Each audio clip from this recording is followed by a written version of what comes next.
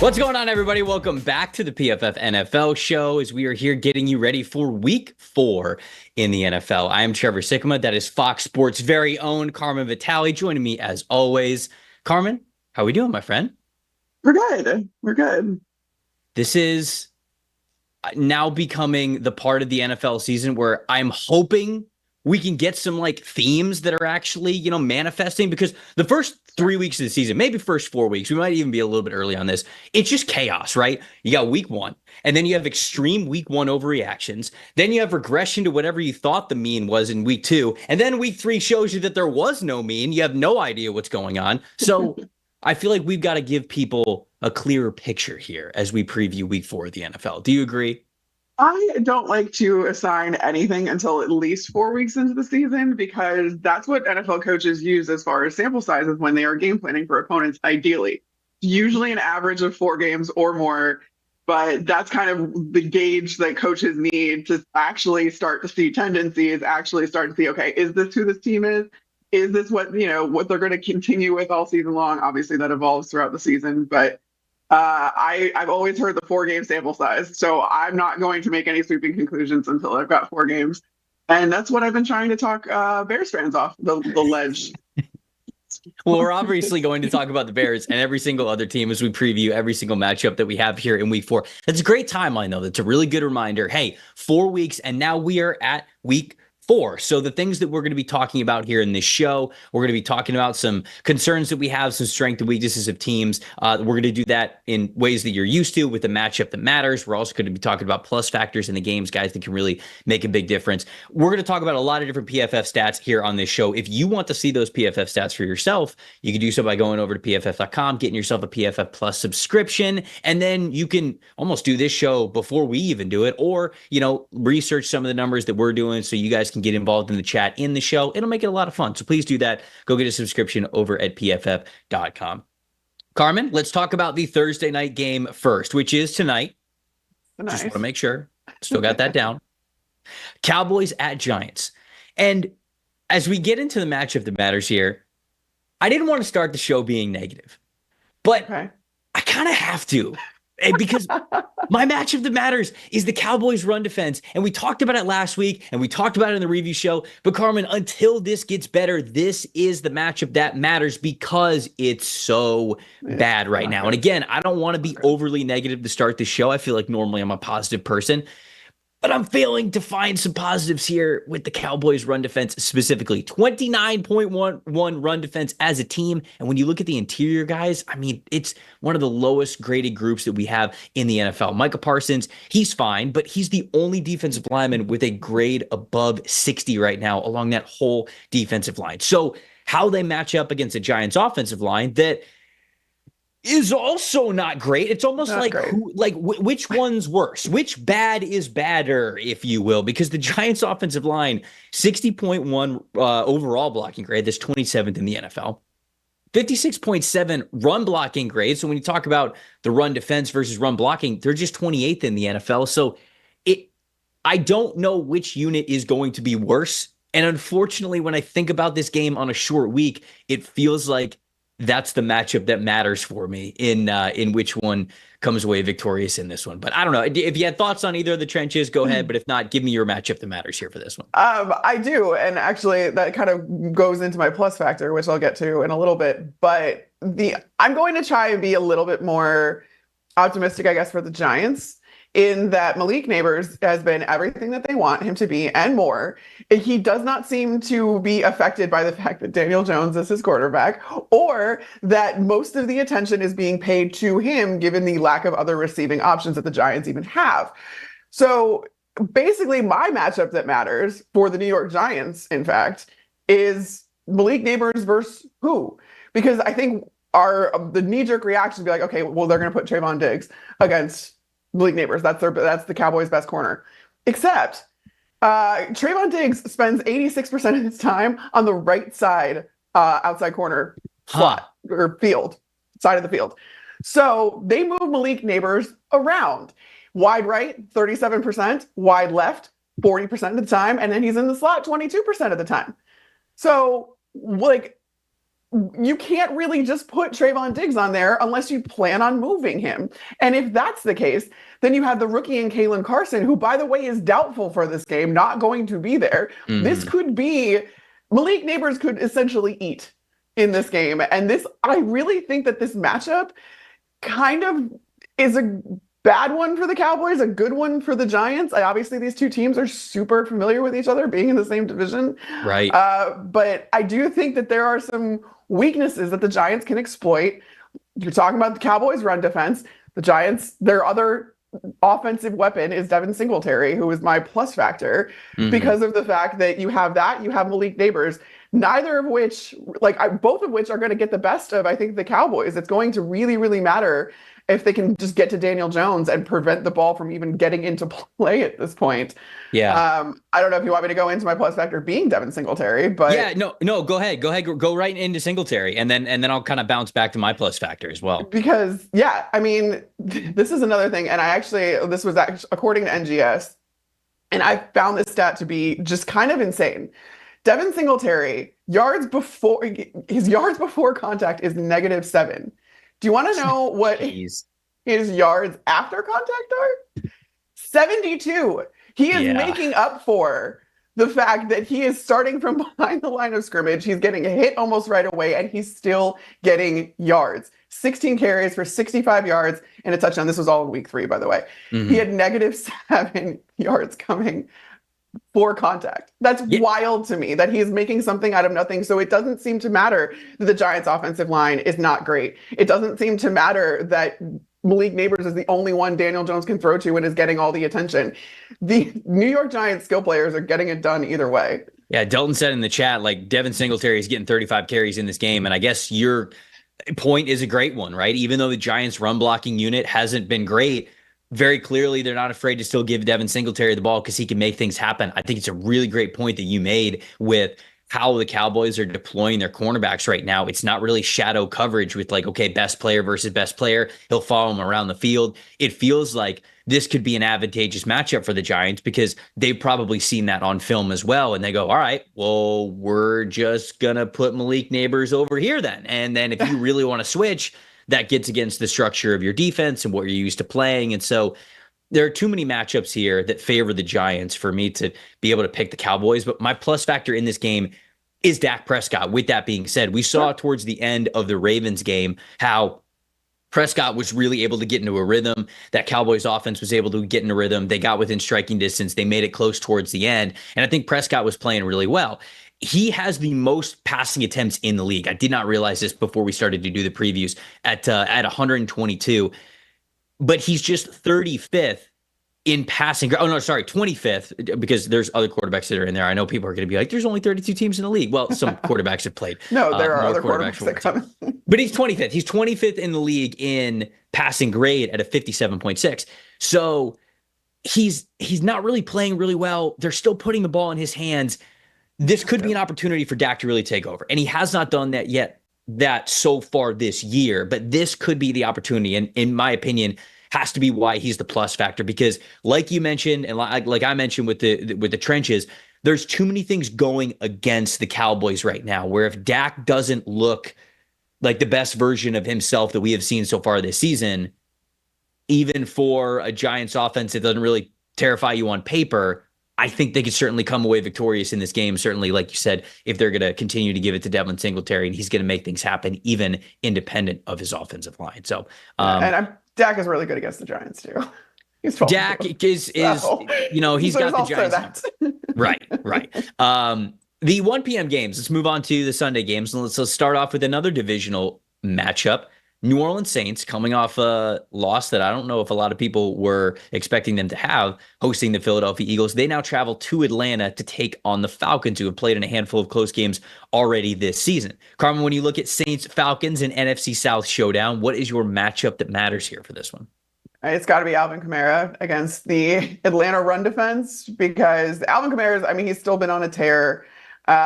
He's fourth in rushing yards, and he's 18 of his rushers have gained a first down. So you got 4 red zone rushing touchdowns too. So in particular, in the red zone, this Atlanta defense is going to need to clamp down. And Atlanta has allowed the 5th most rushing yards through week 3. So they're 6th most rushing yards after contact too, I think. And that's very particular to Alvin Kamara, who gets his yards in every way, shape, and form, quite honestly. And the Falcons are also missing tackles left and right. So, and not defensive tackles, like they are just not tackling well so far this season. Clarification here. They are just, it looks sloppy and it's not tightened up at all. And I guess this isn't a chance to do that again against a division opponent. But I have to think that if Kamara can kind of do what he needs to do all over the field, that the Saints are going to be just fine and they're going to start putting those numbers back up instead of what we saw last game. Yeah, I think that they really obviously wanted Kamara to get going against the Eagles, and they just were not having that similar success. The Eagles defensive line really stepped up last week. But for as much as people want to talk about Clint Kubiak and Derek Carr, this is a team that wants to win on the ground. That is how they want to establish their offense. So you are very right to point out that Kamara and how he does versus this Atlanta run defense is going to be a really important one. That's kind of my plus factor. So I'll get to that in a second. But my matchup that matters in this one, Chris Olave versus AJ Terrell, right? I'm hoping that we get quite a bit of this because when we talk about single coverage specifically, AJ Terrell coverage stats in single coverage this season. He's played 31 of those snaps, 5 targets, 3 catches allowed, 57 yards, 2 catches have been for a first down. So it's like, okay, he's done okay. He's not been locked down in single coverage situations. On the other side of things, though, when Chris Olave is going up against single coverage against a singular corner, I guess I could also say safety, but he's not really matched up against a safety. 92.0 PFF receiving grade versus single coverage, which is the 6th highest mark amongst wide receivers. So sort of advantage Chris Olave there. Do we get back to that for the Saints? You talked about, okay, you normally want 4 weeks to really understand what a team is going to do on offense. And if Olave is able to have another really great day, if the Saints are able to get on track passing wise with all that efficiency, well, then we've got a 4-game sample size, a 3 out of 4 games, very efficient for this team. But to echo off of your point before I get your plus factor, my plus factor is Grady Jarrett. It is one of those defensive tackles for the Atlanta Falcons because I just don't know really who's getting after the passer. And what we saw the Eagles have success with against the Saints last week was Jalen Carter, right? Jalen Carter was able to manhandle Cesar Ruiz, who's on the injury report for the Saints. I don't know if he's playing for sure because his status is unknown. But anyways, if it's depending on what the interior offensive line is going to be, because Lucas Patrick moved from one guard spot to center after Eric McCoy went out. He's going to miss some time. He's not going to be back into this one. But interior offensive line for the Falcons for the Saints, was an issue last week. Can Grady Jarrett, who is supposed to be the best pass rusher that the Falcons have on that defensive line, can he be that plus factor? Can he have the best game of his season so far? Because even though he's the best at it, Carmen, it's just an 8.3 pass rush win percentage. It's just a 64.9 pass rush grade. So it's not like he's a world beater. The rest of the team's just not great. So can he step up? That's got to be my plus factor in this one. Who is your plus factor for this match? Yeah, I mean, he's going to have an opportunity because my plus factor is the Saints offensive line, just given the rash of injuries they're dealing with, the amount of guys that are out of position. Eric McCoy going down. I mean, I would argue that he's probably your best offensive lineman, and he is now on injured reserve. So you're not going to have him for the foreseeable future. That does put, like you mentioned, Lucas Patrick back in at center after playing guard. And I think Chicago will remember that Lucas Patrick kind of was a better guard than he was a center. And this is one of those things where if you have you don't have continuity along the offensive line, that's going to trigger a lot of different things for your offense. The good news for the Saints, though, is Derek Carr is still very good under pressure. So if he is being pressured, he has the 2nd best passing grade while under pressure of anybody in the league, which he's probably going to need when you talk about this matchup and as the Saints go forward, given the fact that their offensive line just isn't what they wanted it to be, which is really awful given the fact that I think they had finally figured it out. You have Trevor Penning, on the outside there doing so well, and he finally turned the corner that you wanted him to turn. This was a line that looked like, they figured it out. This was like they were operating in Clint Kubiak's new offense Right. very, very well, opening things up both in the run game and protecting Derek Carr. It is really unfortunate that this all had to happen kind of simultaneously. And I do think that like you lose the anchor of your line in that center in Eric McCoy, and there are bound to be problems. Yeah. You talked about how well Derek Carr's been playing under pressure. He hasn't always played well under pressure throughout his career, but confident this year, like really confident, like knowing where to go with the ball when he has even been pressured. But like you mentioned, this might be his toughest test yet. He might have more pressure than he's even used to from the early parts of this season. So that's obviously what the Saints are, because it was such a strength for them in week 1 and week 2. Whatever that Saints offensive line looks like, that's going to be a telling tale and absolutely can be a plus factor here. Very intrigued to get your thoughts on this game, because it's two teams that are sort of hard to figure out right now. Bengals at Panthers. It's a Bengals team that their record is 0-3. They don't feel like an 0-3 team. Yeah, the way that they played against the Patriots was really disappointing, but they went into Arrowhead and could have very well won that game. They didn't because of the penalty and the Chiefs get into, field goal range. Like I get it, but they were right there and they were a great team against the Chiefs. I would also say that offensively, they were on fire against the Washington Commanders. They just went up against Jaden Daniels, who kind of like you were talking about at the top of the show. NFL doesn't have a ton of film on what the NFL version of Jaden Daniels is going to be. So I think he confused them a lot with what he was able to do and how he could escape and his throws on the run and all that stuff. But they go up against now a Panthers team, which is back at home after a major road win against the Raiders, where Andy Dalton starts in this game. What is your thoughts with this one? What is the matchup that matters here for you with Bengals Panthers? Yeah, I mean, the defense in Cincinnati, or the Cincinnati's defense looked lost in that game against the Commanders. I was just completely shocked given the fact that Joe Burrow was everything you wanted him to be. They got T. Higgins back. Their offense looked more complete. They were running the ball more. It looked more balanced. I mean, you couldn't have asked for a better offensive performance. And yet the defense kind of gives it up. And I think that stems a lot from the fact that they don't have much of a pass rush outside of Trey Hendrickson. And I've been so high on Trey Hendrickson for years now, because I don't think that he gets the credit he deserves. He has a 21% pass rush win rate.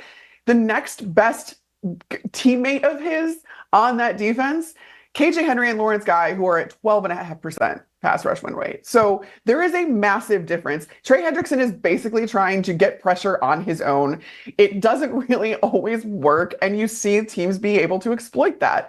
So my matchup that matters is Trey Hendrickson versus Andy Dalton. Can he get to Andy Dalton just on his own? This Panthers offensive line, we know it has not been good. It wasn't good for Bryce Young. They were better under Andy Dalton, and I think we're seeing that they actually have improved this year now that you have a more experienced quarterback. But I do think that the Panthers benefited from the backup bump last week, and now that teams know that, all right, this is Andy Dalton's team, and there's a ton of film on Andy Dalton. Everybody knows who Andy Dalton is.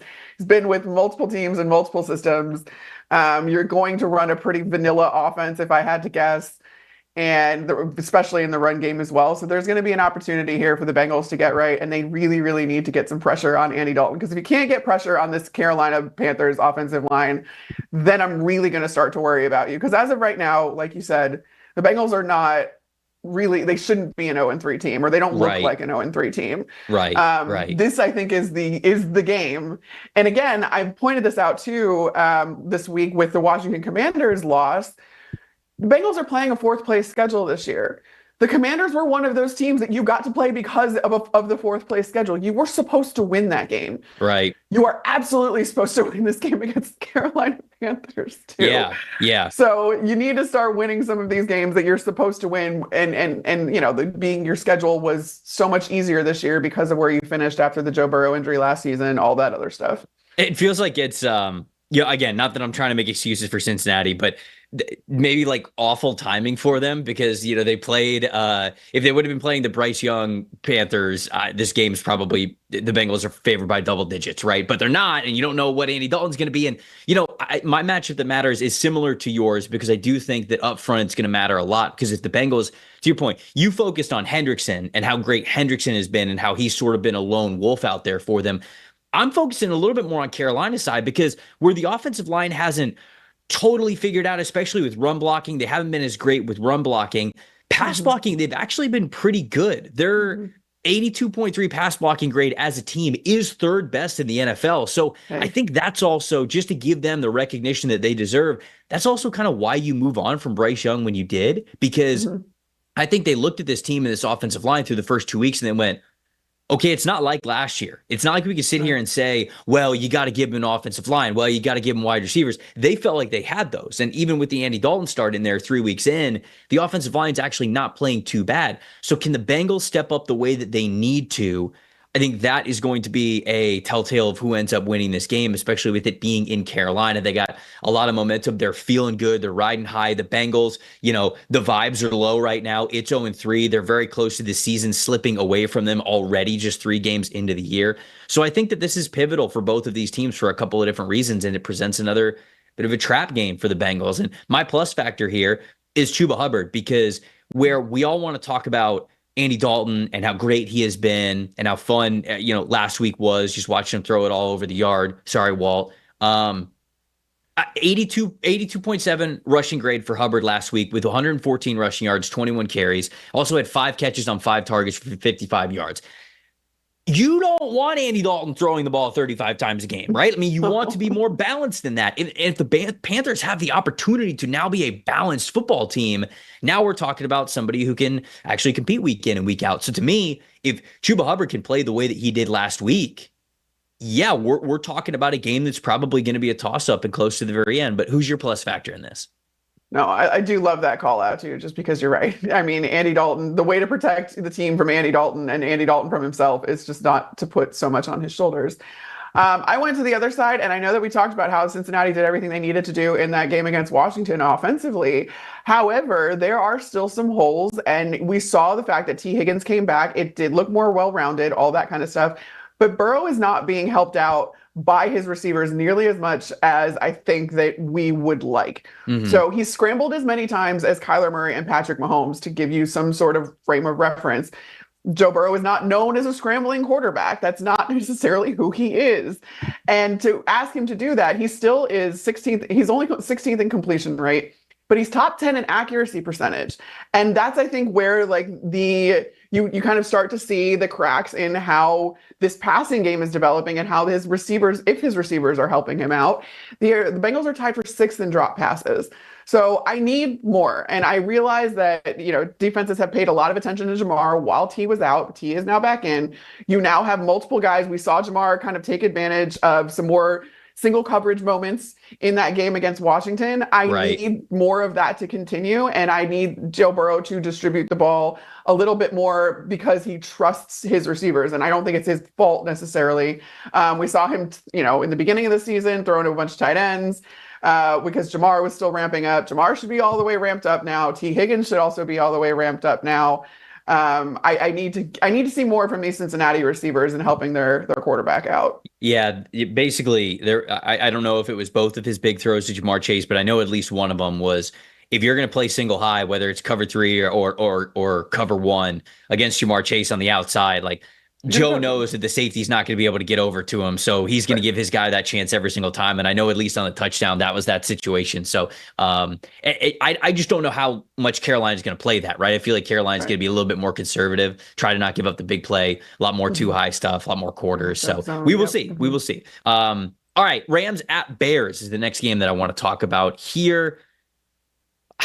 Again, Walt said this earlier in the show, like a lot of these games are toss-ups because it's tough to know which version of the team is going to show up, right? The Rams get absolutely decimated by the Arizona Cardinals 2 weeks ago, and then they have just a thrilling comeback win when nobody thought they had any business doing that last week against the San Francisco 49ers, even with it being a divisional familiar opponent. They're taking on a Bears team that has had its highs, but also its lows. There's not a lot of consistency right now with Chicago. What is your matchup that matters here, Carmen? It has to involve the Bears offensive line because there's been so much made about how they just aren't performing to the level that you were hoping they would, given that they were the unit that had the most continuity on offense. Otherwise, outside of the offensive line, pretty much everything was new. You got the new coordinator. You got a rookie quarterback. You do have a new center in Coleman Shelton, and that relationship between him and Caleb Williams is still taking time to develop. What has been so surprising to me is just exactly how much they're putting on Caleb Williams right off the bat at the line of scrimmage. So he pre-snap, he's going up there, he's setting the protections, he's trying to identify certain things, and that is, I think, a little bit unfair to ask a young quarterback and a rookie quarterback to do against NFL defenses that he quite frankly hasn't seen before. Sure. So that's been something where I was hoping the offensive line would kind of help him out. And that's what, I thought the plan was going into the beginning parts of this season. But so far, the Bears offensive line has allowed the second most sacks this year, the second most hurries, and the fifth most pressure. So it's disrupting Caleb Williams' timing. I know that he can make some quicker decisions, but I don't think he's being given all of the answers he needs as far as getting the ball out quickly and all that other stuff. Some of these routes concepts look a lot more slower developing that I would potentially like, given the fact that he doesn't have as much time to throw as perhaps you would want him to. Right. So I'm really hoping that this line can kind of start to figure it out. We did see them kind of pick up some stunts and do some better things in the last couple of weeks. But also some of these guys are just getting beat outright. And I'm looking primarily at their left tackle in Braxton Jones, who is just getting dog walked back into Caleb Williams, and the pocket is collapsing as a result, and he's not able to even step up because the interior can't hold up their end of the bargain either. It just needs to look better, and that is what is going to determine how well the Bears can run the ball, how protected Caleb Williams is, if he can get some of those more explosive plays, which he was finally able to get in this last game.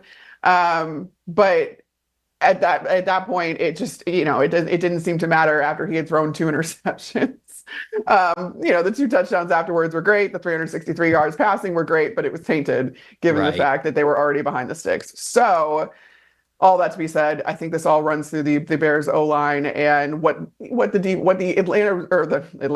Rams defense can do against him. I am hoping that having Keenan Allen back is going to also help Caleb Williams. Sure. Kind of round out that receiving core and give him a veteran to kind of rely on. But how effective Keenan Allen's going to be able to be coming off of injury at the age he is, who knows?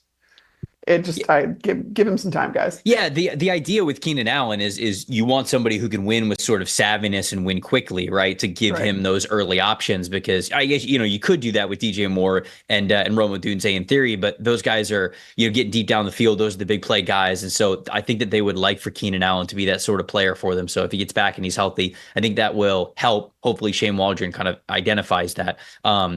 Just real quick, the Chicago offensive line versus the Rams defensive line is, of course, a big talking point, because Byron Young's played really well last week. Jared Verse has played really well over the last couple of weeks. This is a young, sort of unknown defensive line that's playing really, really well right now. So Chicago definitely has to bring in, especially with Darnell Wright, Braxton Jones, who haven't had the best starts to the year at offensive tackle. My matchup that matters, I'm going to go to the Bears secondary versus the Rams receivers, because the Rams are without Puka Nacua and Cooper Kupp.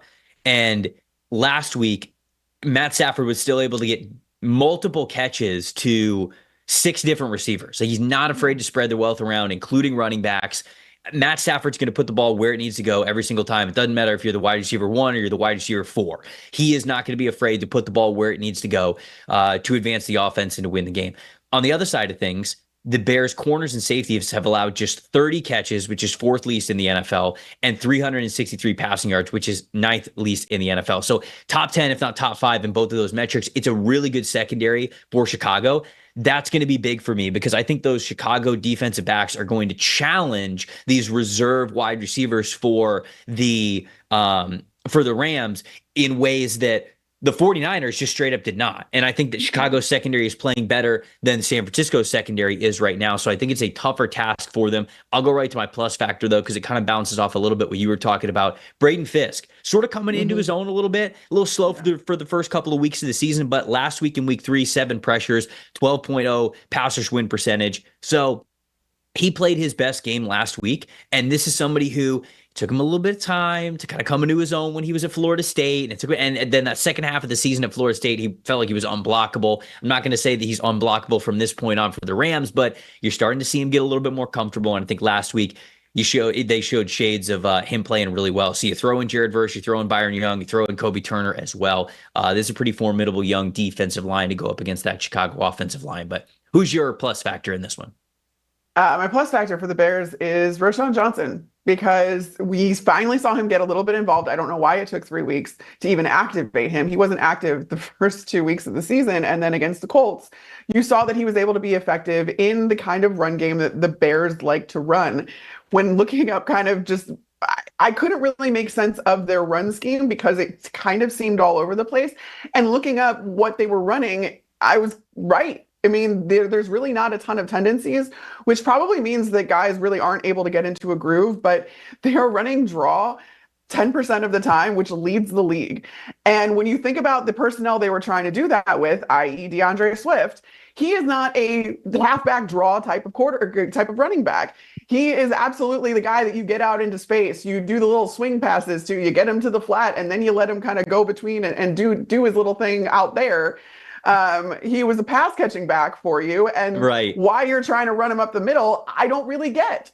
So that was kind of an eye-opening experience for me to like kind of look up and see the splits for all of this. They're running inside zone 20% of the time and then outside zone 28% of the time. None of these are really huge chunks, so they're kind of spreading it out. If you're going to do that, then you're going to need a stable between the running backs, and you have a stable of running backs. So you have Roschon Johnson, who is better between the tackles. You need to get him then more involved if you're going to insist on running draw, if you're going to insist on running inside zone. These are the things that he is better at, and then leave kind of the spread out stuff, the outside zone stuff, to DeAndre Swift. And that's what we saw was reported earlier this week, is that the Bears are going to go a longer look to Roschon Johnson. Yeah. I think a lot of people thought that meant instead of DeAndre Swift, who you paid all this money to.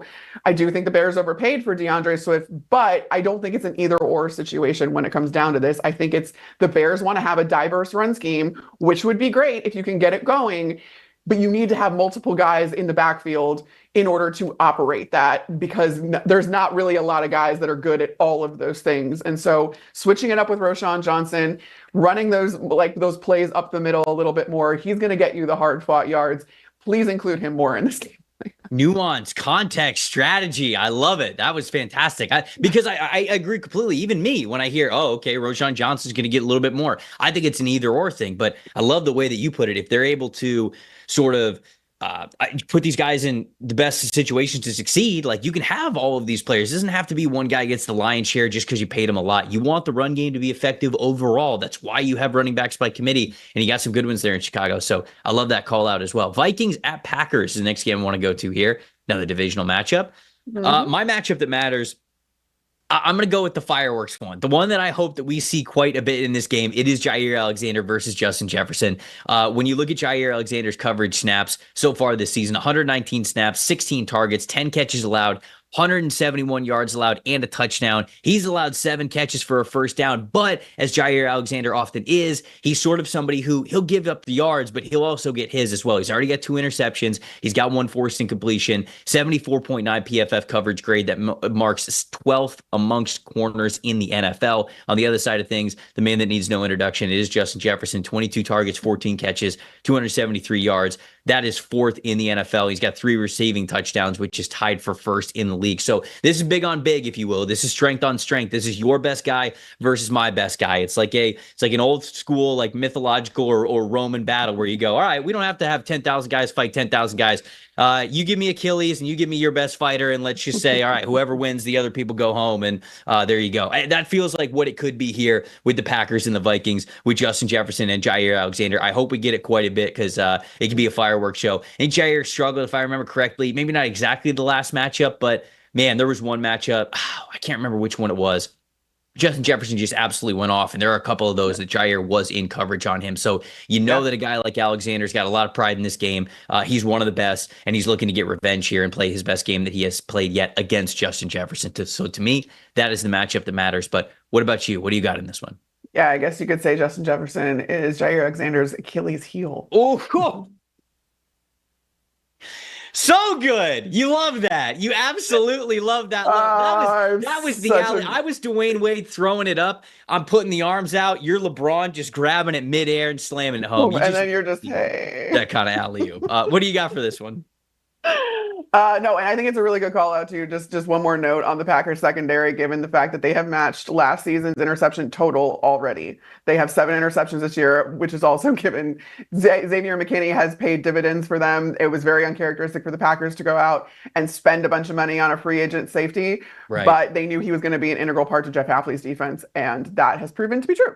100%. So outside of that, though, I'm also going to go a fireworks matchup, but we are anticipating that Jordan Love is going to be back for this game, where that's not for sure yet. But if he does indeed play, it is going to be a hell of a welcome back because he's going up against Brian Flores and Brian Flores' defensive scheme, which we've seen quarterback after quarterback this season be like, I don't know what I'm looking at. Are you kidding me right now? Because Brian Flores has just been incredible as far as the scheme he's devising and making his players do things that seemingly stretch the boundary of what you thought player roles could be. I mean, you have these guys dropping into coverage after all, like he'll show cover 0 and then drop 4 or 5 guys back into coverage, and then somehow 2 of his guys get to the deep halves. I don't understand how he's doing it. I don't understand how Harrison Smith in particular is doing this, given the fact that Harrison Smith is basically my age and I crack every time I get out of bed in the morning. I don't know how Harrison Smith is covering an entire deep half after being lined up on the line of scrimmage. It doesn't make any sense to me, but it makes sense to Brian Flores, and it certainly doesn't make sense to opposing quarterbacks who have to make these split-second decisions off of these pre-snap looks that change so drastically after the snap. So this is going to be very interesting. It's going to be like I said, a welcome back for Jordan Love. But at this point, I know Jordan Love only spent last season, that was his first season as a starter. Mm-hmm. He is considered a veteran in this league. He's paid like it. He is the top paid quarterback, tied for the top paid in the league. Not top, I guess, the Dak Prescott deal, whatever, but he's got $55 million to his name a year. He needs to kind of show that he has matured when it comes to the mental aspect of things, and he knows what he's looking at. And can the Packers figure out a way to beat Brian Flores? It's going to be very interesting if indeed Jordan Love does play, but I'm really looking forward to it. And I look forward to every week seeing what Brian Flores comes up with. We're a couple of weeks away from Brian Flores crowding the line of scrimmage with players, and then Dallas Turner sprinting back to be the cover 1 safety on the play. And genuinely, we're like 4 weeks away from a rep like that happening. And the quarterback goes, there's no way he just did that, and then he gets speared in half because he's trying to figure out what the hell is going on. I am convinced that we're going to see him do something crazy. Do you remember? And this is Todd Bowles now, because Todd Bowles has done crazy stuff like this forever. Do you remember? It was against the Packers in 2021 yeah, and they lined Jordan Whitehead up at nose tackle. No, you don't remember this? No, this is like the thing that's burned into my brain forever. In that, like, there are some coordinators out there that will just do the absolute wackiest stuff, and it just for the hell of it to confuse guys. And I think Ndamukong Suh and Vita Vea were back at inside backer. Yeah, it was the craziest formation I've ever seen in my entire life. And like, yeah, you're right. I'm not putting that past Brian Flores either, because he is like Todd Bowles 2.0 at this point. Yeah, I thought you were going to bring up the Vita rep where I don't remember what team it was against, but he's standing up near the line of scrimmage, and then they drop him into like a hook curl zone, and it's just hilarious because 350-pound Vita Vea is like, he's shuffling back, but he's also doing the thing that linebackers do where he's just like, he's looking left and right, and it's just hilarious to see. Right? Yeah, he's got like the hands out, like he's balanced. Hands up and everything. It's like he's playing basketball. It was funny. I was almost ran over by Vita at practice. This is complete story time, but in the indoor facility, there's not at the Bucs. There's not a lot of room between the white lines and the wall. And I got backed up and almost ran over by Vita because he was chasing Peyton Barber, of all people, like in the backfield, all the way to the sideline. And I was like, how did that just happen? I don't think people who are on the sideline, I always feel bad for them. But then I'm also like, you're on the sideline, unless it's your first game, like you got to get out of the way. Like you might think, exactly.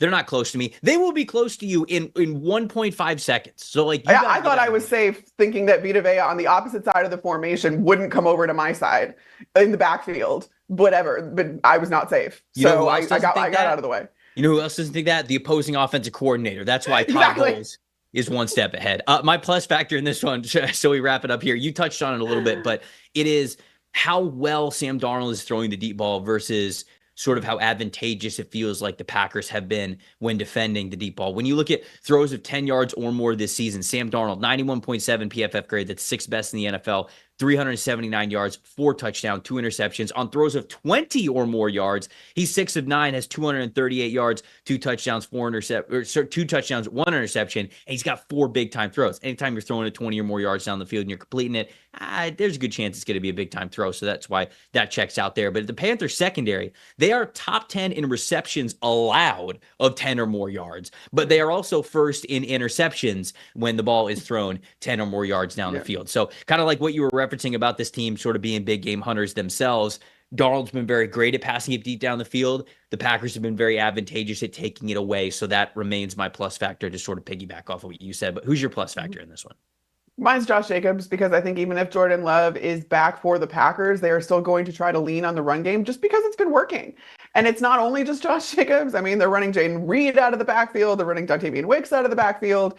It's really fun to see what kind of Matt LaFleur kind of go back to 2018 Tennessee when he had Marcus Mariota. This was something that was pointed out by A.Q. Shipley actually on the McAfee show, which made a lot of sense in that with Malik Willis, he just kind of went back to, oh, how did I coach Marcus Mariota? What did I do? And you see a lot of the same concepts, but it's very, very run heavy. I don't foresee that changing even with Jordan Love in the lineup, because you want to kind of take some of the pressure off of him. You don't want to just make him dive in right away coming off of an injury while he's still dealing with it, quite frankly. Even if he's back in the lineup, he's still dealing with his MCL. Right. So, and it's been extraordinarily effective, Josh Jacobs in particular. But the Packers run offense, 7 rushes gaining 20 or more yards, that's first in the league.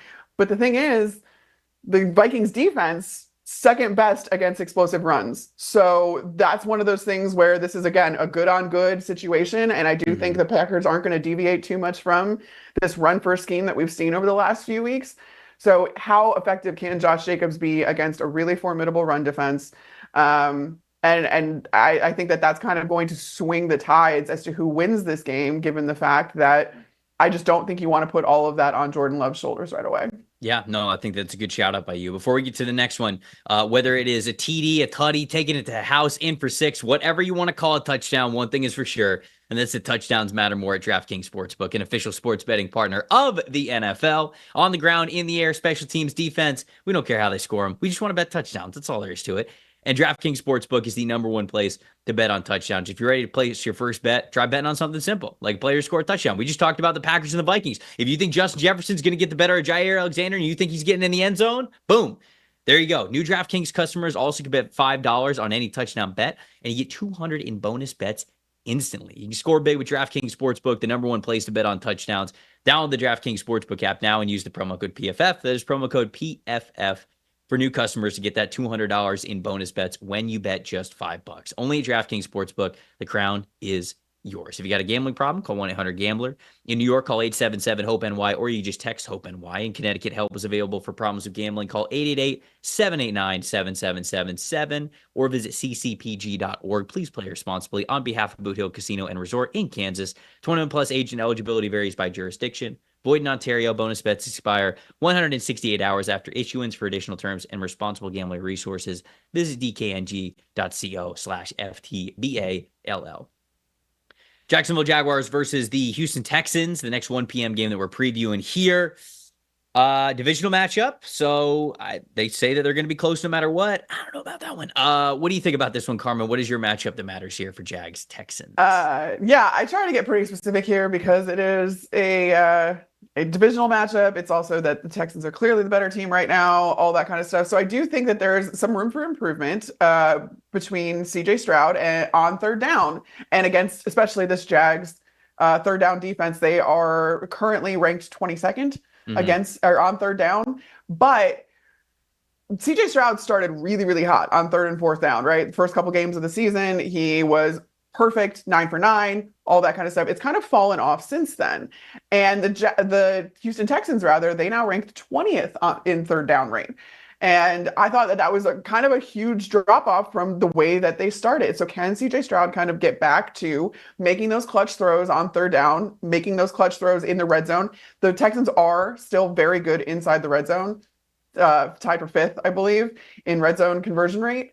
But they're going to have an opportunity against this Jags defense that hasn't been able to get off the field and to kind of get right and get back to what we saw out of CJ Stroud at the beginning of the season.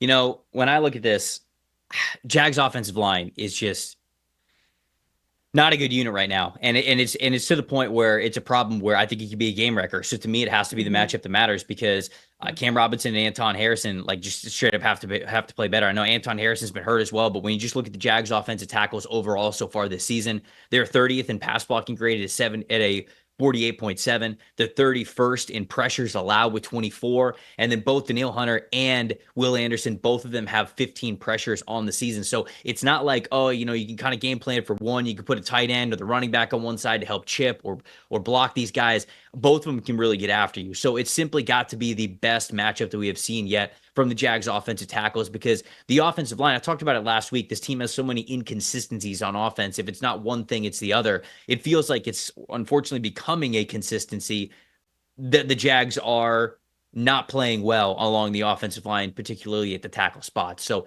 if that doesn't get better, I mean, last week we saw Trevor Lawrence. It's the Sam Darnold seeing ghosts kind of a thing, right? Where he was sort of getting pressure, but not really. And he tucked the ball immediately and tried to run. And then he realized, like, oh, wait, the pocket is still here. And then he, like, thought about bringing the ball back up. But it's just, he clearly does not trust what's going on in front of him. And the offensive tackles just simply have to play better, because if they can't, and Danielle Hunter and Will Anderson can get after Trevor Lawrence by themselves, I think it might be a long day at the office for the Jags offense, just because it has not been good throughout the first three games of this season. Who's your plus factor in this game? My plus factor, and it goes back to the Texans, it's Nico Collins, because it seems as though when CJ Stroud is really in rhythm and when he's being really efficient, it's because Nico Collins is having a field day. He's got 12 catches, gaining 15 or more yards, which is 5 more than any other player in the league, Nico Collins. 338 receiving yards, that ranks first in the league. And this is going to be an opportunity because the Jags DBs have recorded a 49.4 coverage grade this season, which is the third worst in the NFL. So you're going to be putting, and you know, that's not even accounting for Tank Dell. That's not accounting for Dalton Schultz. That's not accounting for, you know, half of any of CJ Stroud's other offensive weapons, Stephon Diggs. This is just Nico Collins, and specifically, you know, when he goes off, that just seems to spell a good day for the Houston Texans offense in general and CJ Stroud. Yeah, I'm looking at Laramie Tunsil as my plus factor in this one, because, you know, Tunsil, it's not elite, but 82.2 pass blocking grade this season. That's top 15. I believe that ranks 14th in the NFL amongst offensive tackles, or all offensive linemen, I believe. And when you look at the Jags, they're sort of a one-man show right here when it comes to getting after the passer along their defensive line, especially at the edge spots that would go up against one of those offensive tackles in Laramie Tunsil. Josh Hines-Allen, 84.6 pass rush grade. He has a 17.5 pass rush win percentage. And then the other edge rusher is Trayvon Walker on 95 pass rush snaps. He has just 9 total pressures and a 9.5 pass rush win percentage. So if, you know, we might get more of Allen against, you know, the right tackle, and so it might be sort of a moot point. But at any point, if Josh Allen is rushing from Laramie Tunsil's side, if Tunsil can neutralize them, the Jags really haven't had much else along their defensive line to be able to get after the quarterback. So sort of what you were talking about with CJ Stroud and how he can be a little bit better. You talked about on third down, specifically in those down and distances where it's obvious passing situations. If it's ever Josh Hines-Allen versus Laramie Tunsil and Tunsil's able to slow him down, we're talking big time advantages in the trenches with both the offense and the defensive side of things for the Houston Texans. And so that part worries me. Can they really manufacture pressure if Hines-Allen's able to take away, if Laramie Tunsil's able to take away Hines-Allen? And as long as Laramie Tunsil also doesn't commit false starts. So. Well, you know, look, if you ain't cheating, you ain't trying, right? You just, you know, you got to get a little bit. It's, you know, it's the Lane Johnson thing where, like, Lane moves a little bit before and people are like, is he jumping early? And then the offense, you know, they're saying, no, he's not jumping early. He's just, you know, He's As really good good at it. as I think that Laramie Tunsil is, he has had just a history of that for years now too. I This is mean, it's true. not just that they're like clamping down this year. I get that they're clamping down this year on that like kind of ghost movement, that ghost false start where like they're kicking out and all that other stuff that Lane Johnson talks about so much. But yeah, Laramie Tunsil, just come on, guy. Broncos You're old Jets. enough. You're Broncos old Jets is the next game that we're talking about here. This one's in New York. Broncos coming off a big win down in Tampa against the Tampa Bay Buccaneers. Matchup that matters, Carmen. What do you got? This is an obvious one, but it's Garrett Wilson and Patrick Stan. So that's a big one, See? no doubt. It's a big one, it's really interesting too, because while we see that Garrett Wilson is climbing the ladder to becoming Aaron Rodgers' most trusted target, he still doesn't have the completion rate that you would, or the completion percentage that you would hope that he does. 57.7 catch rate, and that ranks 123rd in the league. That's not exactly what you want out of your wide receiver one, despite the fact that he's targeted the 11th most of any receiver. So you need, some of those to start hitting. And I don't put that all on Garrett Wilson. Let's be clear. I put a lot of that on the fact that they just he hasn't had a lot of reps with Aaron Rodgers. It is a very tough job being Aaron Rodgers' most trusted receiver, and it takes a lot to gain that trust. And there are so many specific things that come with the routes that Aaron Rodgers wants run, the options that exist in each of these, the infamous hand signals, all that kind of stuff. There is truth to all of that. He knows exactly what he wants. He is the commander-in-chief on the field. No matter how much you want to say Nathaniel Hackett's in charge of that offense, it's Aaron Rodgers, and so you need to get Garrett Wilson. He just needs to be a little bit more not even involved, because he's getting targeted, but he needs to start kind of making good on those targets. Yeah, and that'll go into my plus factor, so I think it's probably good that I just bring that up here. Aaron Rodgers is the plus factor in this game, because I've been so impressed with how patient Rodgers has been to simply take what defenses are giving him and being willing to attack them where they're weakest. And sometimes that's not the flashiest thing in the world. Sometimes it's not the big bomb to Mike Williams or Garrett Wilson, or it's just the back shoulder throws or the throws over the middle. And you know what? Sometimes that also means they're going to punt more than Jets fans probably love, but they look really efficient on offense, specifically on 3rd and 4th down. Aaron Rodgers, 91.4 PFF passing grade on 3rd and 4th down. That's first amongst quarterbacks on 3rd and 4th down. He's 20 for 28, 272 yards, 1 touchdown, no interceptions, 0 turnover-worthy plays. He has that interception this year, but it did not count as a turnover-worthy play. So the way that he is taking care of the football and how patient that he is, to me, gives this Jets offense a chance to be efficient enough to basically beat anybody. And I'll go into my matchup that matters now. It's the Broncos offensive line versus the Jets defensive line. There were some worries about the Jets defensive line because they didn't really come out of the gate firing on all cylinders. The Hassan Reddick story during the offseason was a big one. Not having him, not having somebody to replace Bryce Huff. Then Jermaine Johnson gets hurt. Now he's out for the year with an Achilles injury. The guys have been able to step up. Quentin Williams got 9 pressures. Will McDonald's got 9 pressures.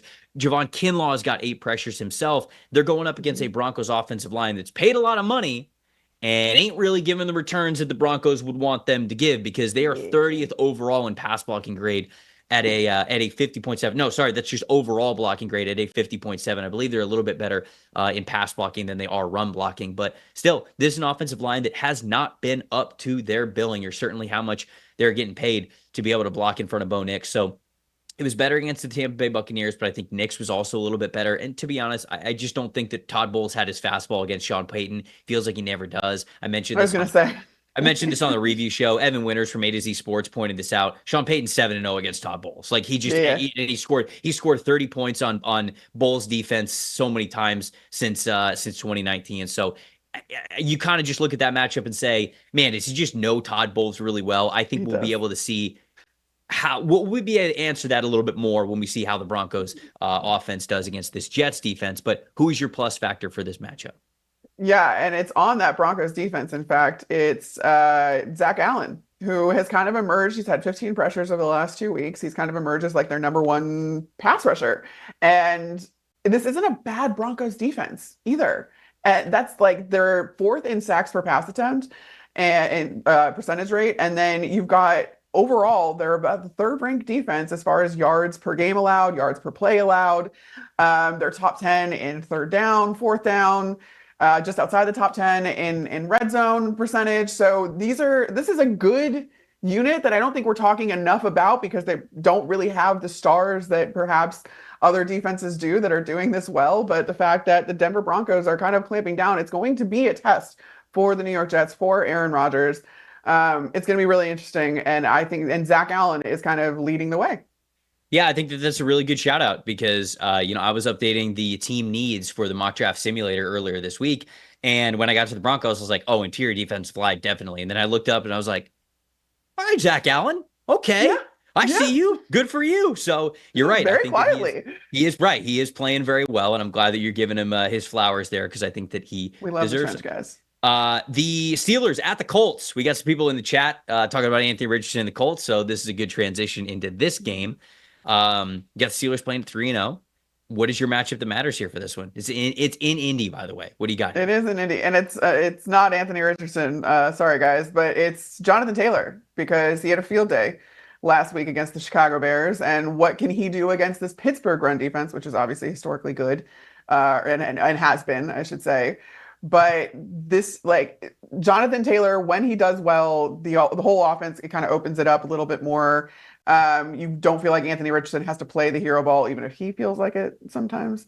But I know Jonathan Taylor has 8 rushes, gaining 10 plus yards. He's got 16 rushes, gaining a first down, which is tied for 3rd in the league. And he rushed for 110. He rushed for over 100 yards versus both Chicago and Green Bay before that. So he seems to kind of be back to the Jonathan Taylor that we were expecting him to be as of a couple of years ago. And if this keeps up, I mean, that's going to insulate the Colts offense in particular from some of these turnovers that Anthony Richardson is inevitably prone to.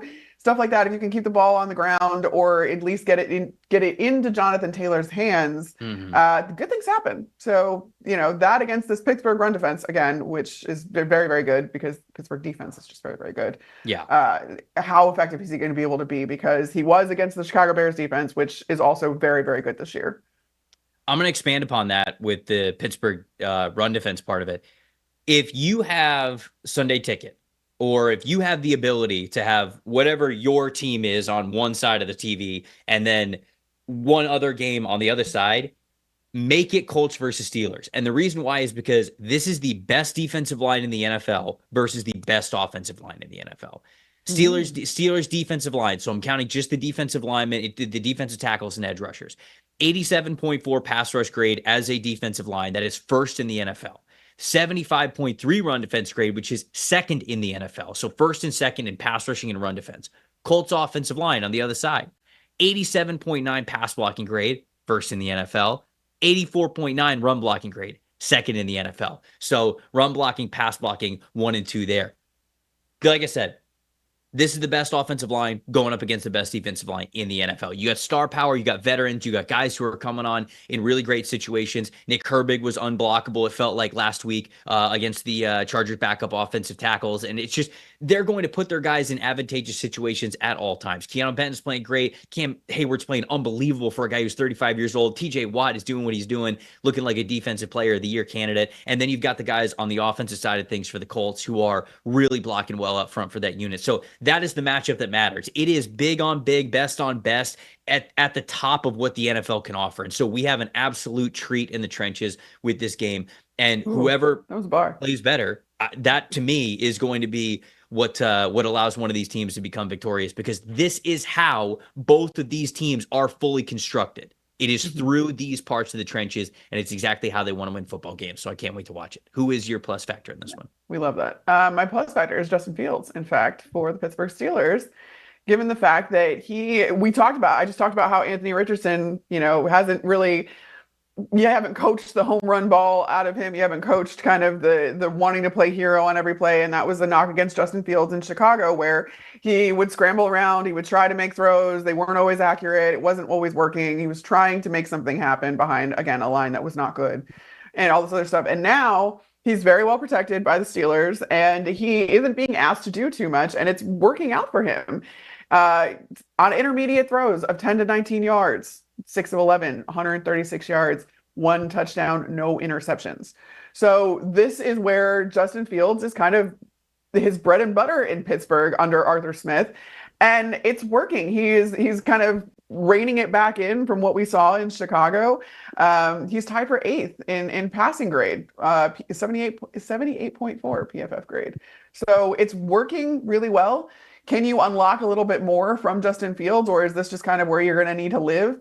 That's kind of the question that I still have. And can you kind of introduce those long balls? I mean, Justin Fields has a cannon of an arm. Mm-hmm. Can you introduce that still back into his game without sacrificing the consistency that you have now found through the first few weeks of the season? My plus factor in this one is basically my plus factor in every single Colts game. It's Anthony Richardson, because which area of Anthony Richardson, which is a high, is it a low, which game of Anthony Richardson are we going to get? Because right now, 59.7% adjusted completion percentage. Of the 35 quarterbacks that qualify for a minimum number of snaps, he is 35th in the NFL at adjusted completion percentage. He just does not complete the football at a high enough rate to be consistent every single week to give you a chance. Some weeks he'll look great. Some weeks he'll be the reason you lose. Which Anthony Richardson do we get here? Because if he is playing well and if he is completing the ball at a higher clip, this is a team that has the potential to be really, really good, especially for how good they are in the offensive trenches and defensive trenches when they're fully healthy. I know they're not fully healthy. I know DeForest Buckner is hurt, but he has to be the plus factor, because he is just one of the biggest X factors that we have and difference makers that we have in this league. He's got to complete the football, and he simply put has not done well enough in that category yet this year, even with the good plays that we love to ooh and ah at. The Eagles traveling to Tampa Bay to take on the Buccaneers. We talked about it a little bit before. Buccaneers coming off of I don't want to say surprising loss, but a loss that was a lot more one-sided than a lot of people thought, even if they thought the Broncos were going to win that game. Eagles coming off a big win against the New Orleans Saints, so they're on the road once again here. What is your matchup that matters, Carmen? Well, in the way that Sean Payton has kind of had the Bucs number, Todd Bowles number, all of that, Todd Bowles has had Jalen Hurts number. So it's the Bucs D-line versus Jalen Hurts and what they can do against him. Vita Vea was back at practice as of Wednesday. I'm not sure if that's been released yet today, whether or not he's practiced for a second straight day, but that is going to be a huge boost for this Bucs D-line. In particular, if you can get that pressure up the middle, which Vita Vea is so good at doing, and they've been without Kalijah Kancey as well. So they've been hurting on the interior. I mean, I think because the Bucs figured out so many solutions against the Lions, that was kind of put on the back burner as to how hurt this Bucs defense is. And then you saw those vulnerabilities against Sean Payton and the Broncos. So are you going to get some of those guys back? Jalen Hurts has the 3rd worst passing grade versus pressure, and he has no big time throws when pressured. One touchdown, 2 interceptions under pressure. So you have to get to Jalen Hurts. Again, he is more mobile. And the Eagles have kind of, over the last couple of weeks, it seems, unlocked that running potential out of Jalen Hurts. And that's kind of how their offense has started to roll a little bit.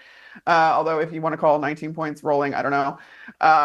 I do think that this is going to come down to how much pressure you can get on Jalen Hurts and if you can get to him. And so far, historically, we have seen Todd Bowles be able to do that. My matchup that matters is, now I think a lot of people are going to say, like, hey, say something about Devontae Smith and AJ Brown. Yeah. If they don't go, it's rough. There you go. That's the breaking from PFF stats. It's going to be rough if those guys can't go for the Eagles offense. But, of the guys who I think are going to play, Godwin and Evans versus the cornerbacks for the Philadelphia Eagles, Darius Slay, Quinyon Mitchell, like the rest of those guys, I think it's going to be a big time matchup because, one, you got Chris Godwin playing really well. 90.3 receiving grade this season. He has been a consistent force for them in the passing game every single week. He's playing like the Chris Godwin who gave us really great highs a couple of years ago. He is back at that level playing really, really well. On the other side of things, it feels like a big Evans game is coming, right? Because Baker talked about how much faith that he has had in Mike Evans, and we saw that in week 1. We didn't really see that in week 2, and we didn't really see that in week 3. His high right now in terms of single games so far this season through 3 games is just 61 yards. So I think that we could be in for a major, I'm going to give Mike a million chances to show us the kind of wide receiver, remind us the kind of wide receiver he is. And so, especially coming off a loss, I got to think that Baker and Mike Evans sort of got together at some point this week and were like, hey, or at least Baker said to him, was like, dude, I'm running the passing offense through you. Like, you're going to shine in this one. We're going to take it to him at home. We're going to get you back in the end zone. So I feel like a big game for Evans is coming. Can the Eagles and their cornerbacks respond to those those things, the consistency of what Godwin has been, but then also what could be a really big high target Mike Evans game, because the Eagles are in the top half of the league in terms of passing yards allowed and receptions allowed. So they are playing, when I say that, I mean in a good way. Like they've been playing fine. They're right around like 14th, 13th, I think, in both of those categories. So right around the middle of the league. Do they have what it takes to really stop those two wide receivers? Because coming off of a loss the way that Tampa is, I think that they're looking to put up some points, and they're going to try to really run that offense through those two stars. What's your plus factor in this one?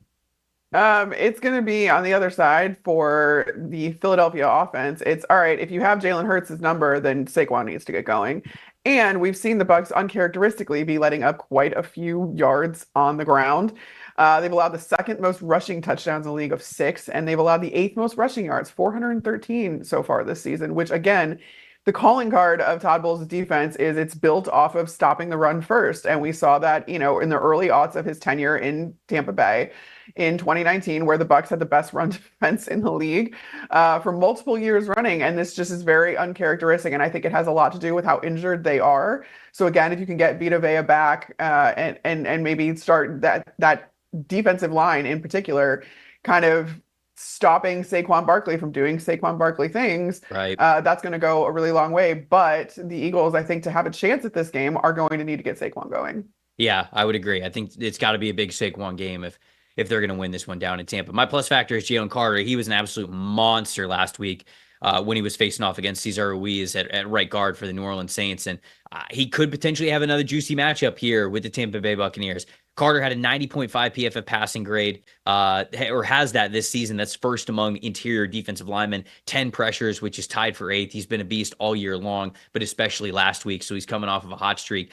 Ben Bredesen, Graham Barton, Cody Mock. Neither of those three have a pass blocking grade above 62.0. So they've been better when it comes to run blocking, but pass blocking, they're going up against a beast in Jalen Carter. He could be a one-man game wrecker if those interior offensive linemen don't have probably their best game that they have had yet in 2024. So I think he's a plus factor in this one. One call out for this game too. Yes, it didn't really fit anywhere necessarily, but Lane Johnson potentially being out for this game. Mm-hmm. There was one stat I found, thanks to NGS again. It was the team's pressure rate allowed goes from 13th lowest in the league to the highest when Lane Johnson does not play.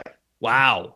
That is really, that could make the most difference. I guess I could have put Lane Johnson or his backup as the difference maker in this game, but I talked a lot about how Jalen Hurts is not good under pressure. Mm-hmm. Lane Johnson seems to be the singular protector, which is very it's rare for a right tackle to matter this much.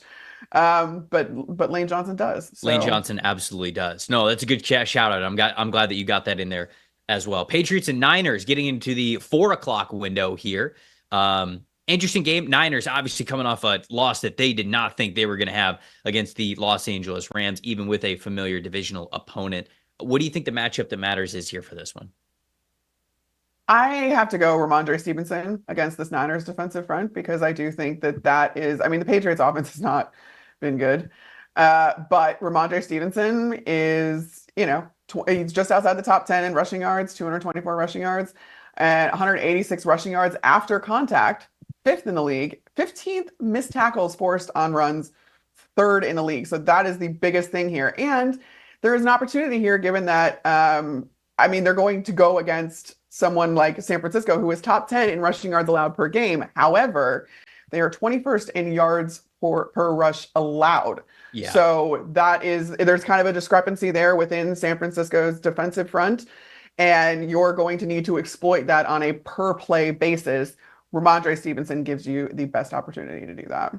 Yeah, I think San Francisco's defensive line, we all think of it as just feared, like one of the best units in the NFL. Right. And in theory, I think on paper it can be, but it hasn't really shown up like that yet this season. Been as dominant as we thought. And Ramondre was my plus factor. So I think that's a good sort of transition into it. I mean, he has had a really good start to the year. You mentioned a lot of the stats that I would have mentioned there for him and how well he is playing. And quite frankly, the offense has to run through him, because it's not going to be a potent passing attack at all whatsoever. They're really They're not an offense that attacks deep down the field. They've got very young wide receivers, a lot of unproven stuff there. And so if the Patriots, have any sort of plus factor at all in this game, it is going to be through Ramondre Stevenson, giving them some life on the offensive side of the ball. So that was sort of to piggyback off of that point there. But the matchup that matters for me, I'll stay on that side of the ball, and it just has to be the Patriots offensive line versus the Niners defensive line. I would love to talk about things for the Patriots defensive line or get to that side of the ball. But Carmen, at the end of the day, if the Patriots offensive line does not play better, it's not going to matter, because when you look at this group, 55.4 overall blocking grade for the Patriots. That's 31st in the NFL. And even Michael Onwenu, who is like their lone consistent offensive lineman, 61.1 pass blocking grade. That's it. So like we look to Mike Onwenu and we say, okay, he's going to be the leader of that offensive line. He's going to be the guy who's really going to anchor things. Like even Onwenu is struggling. You got two rookies who are in and out there, and Caden Wallace and Leighton Robinson. The veteran David Andrews has really struggled as well. And so it's just not a group that's coming together. And I think when you look at how they played last week, you saw the evidence of why we have not seen Drake May yet. And it's because they don't think that May will be able to learn the way he needs to behind the offensive line as it is currently playing. If they start to play better, we'll not only see the Patriots offense obviously play a little bit better, but I think we will also start to creep into seeing Drake May a little bit sooner.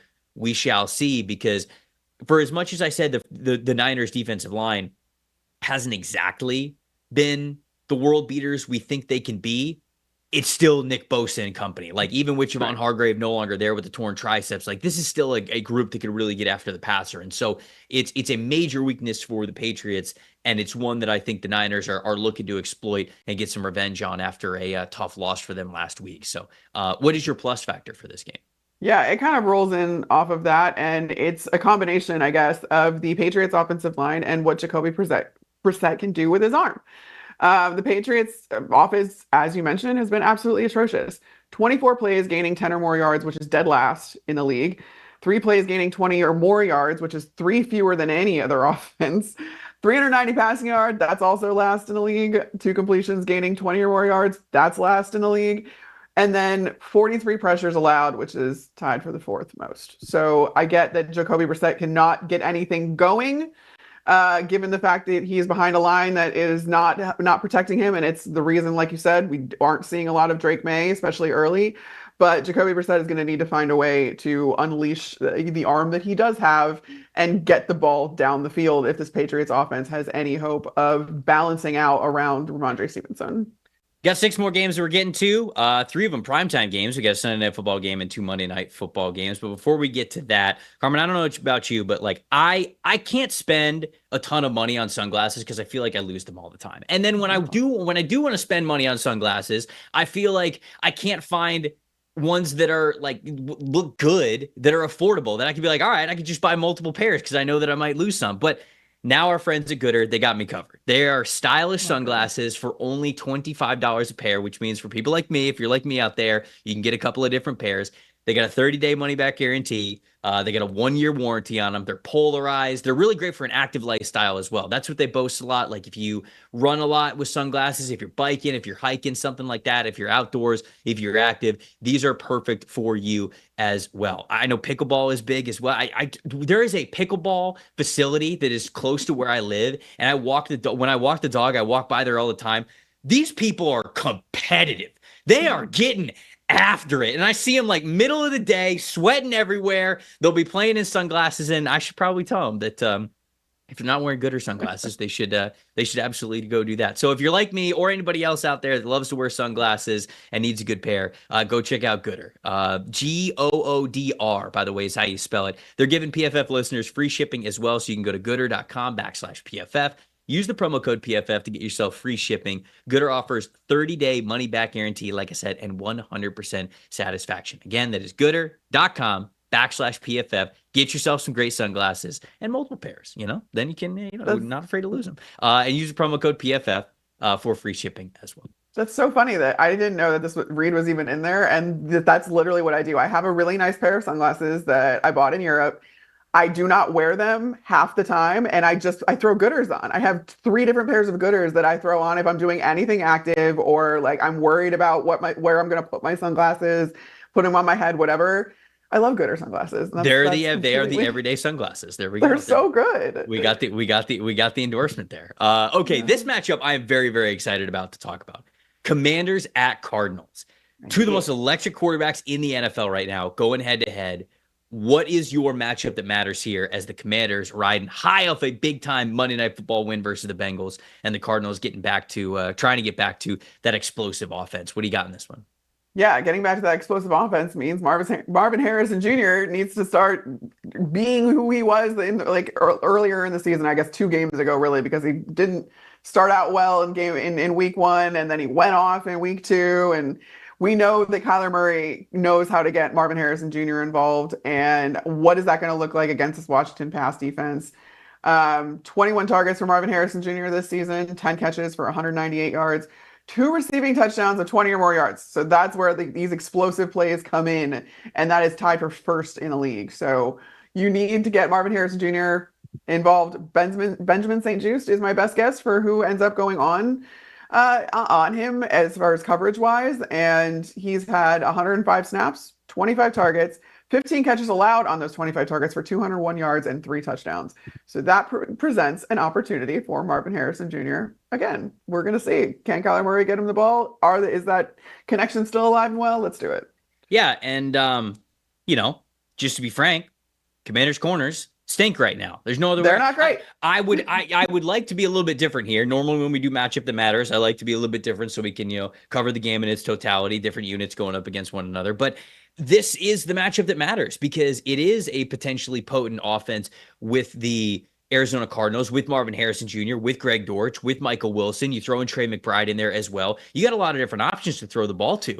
And the Commanders' corners specifically have been bad this year. 41.8 coverage grade as a team from the corners. That's 32nd in the NFL, and they have given up the most passing yards as well. 475 yards passing allowed just from that cornerback group. So I think that Drew Petzing, the offensive coordinator for the Arizona Cardinals, has an opportunity to really cook some things up, to put his matchups in really good situations, to put up a lot of points in this one. And I think that it could be a high-scoring affair on both sides. I say that, of course, and now watch it be 12-9 as a final score because that's always how it goes. But to me, it's just a ripe matchup for the Cardinals to get back to that electric offense like you were talking about and like I introed the segment with. So what is your plus factor in this one, all that considered? Yeah, all that considered, it's on the other side, and I guess it's Cliff Kingsbury via Jaden Daniels. So it's Jaden Daniels, but it's what is Cliff Kingsbury doing to kind of start unlocking more things for Jaden Daniels? Because Jaden Daniels is on a tear. That's no secret, especially after that Monday night game. And the Commanders rank 2nd in the NFL with a 54% conversion rate on 3rd and 4th down. So it's not even like, up and down. It's not even on like the gimme downs or anything like that. It is on those obvious passing downs where you need to make something happen. And Jaden Daniels is coming in clutch. They are 92.3% red zone scoring drives. That ranks 4th. And the Commanders rank 1st in the NFL on EPA per play on 3rd and 4th down. So this is an incredible tear that Jaden Daniels is on. Can he keep it up? Can Cliff Kingsbury continue to kind of evolve this offense and keep Jaden Daniels kind of ahead of things as teams start to kind of figure it out and have some more tape on him, like we were talking about, where you get 3-4 games, you then kind of start to understand what teams are doing with their personnel, what Jaden Daniels' tendencies are, all that kind of stuff. Can Cliff Kingsbury continue to kind of evolve this as the season goes on? And that's going to be tested against the Arizona Cardinals. Yeah, I think that's a really good shout out, just how often and how effective they have been at scoring. My plus factor, it's kind of a matchup that matters. Like, I'm kind of cheating here because I just wanted to talk about it. Like, you wanted to throw in Lane Johnson. Like, I kind of just want to talk about this. These are the 2 best quarterbacks in the NFL right now at throwing on the run and throwing from scramble situations. Mm-hmm. Because when you look at passing grade, when either scrambling or having design rollouts involved, Murray is 1st in the NFL with a 90.6 passing grade, and Jaden Daniels is 2nd in the NFL with an 88.2 passing grade in those situations. So this is going to be the most stressful day in the world for both of these defensive coordinators, because just when you think you might have one of these quarterbacks bottled up, you don't. And they're going to escape. And it's not like they're just going to escape and run the football. We know Jaden Daniels can do that. We know Kyler Murray can do that.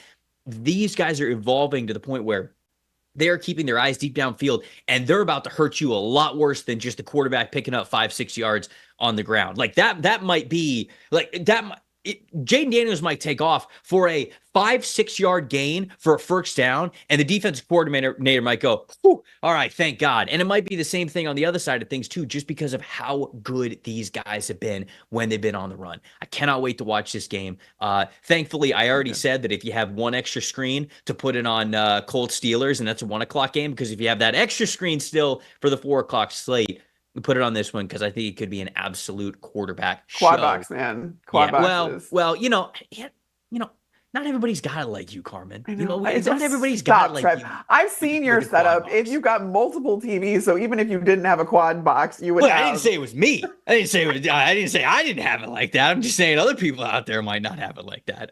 No, that is of course the way that you want to try to go. The 4-screen setup is it's the way to be. Let's go to Chiefs Chargers next. This is the 4:25 games.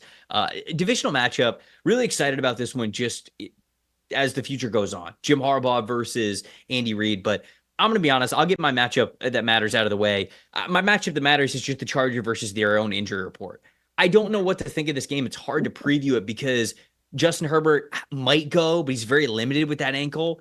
Rashawn Slater didn't practice. Joe Alt didn't practice. Joey Bosa didn't practice. And so it's like, man, Derwin James isn't playing because he's suspended. So these are your superstars. These are the cornerstone pieces. It's not like you just got injuries on the team that, oh man, this could be a sneaky, tough player to miss.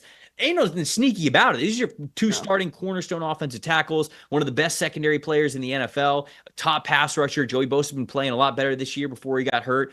Khalil Mack's playing great as well, but can he do it on his own? That's a tough ask. And then, of course, anytime you're down your starting quarterback, franchise caliber guy like Justin Herbert is tough. So for me, I think that this is going to be, I think Jim Harbaugh's group is still going to play really tough because he's one of the best coaches in football, not just in the NFL, college football as well. He's one of the best football coaches that we can watch. But I just think it's going to be way too much for them on this one. So I'm looking forward to future Chiefs-Chargers matchups.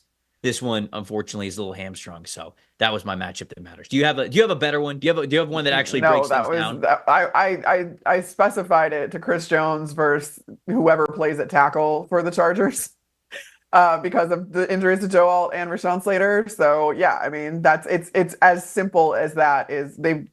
The Chiefs will move Chris Jones around to exploit certain matchups.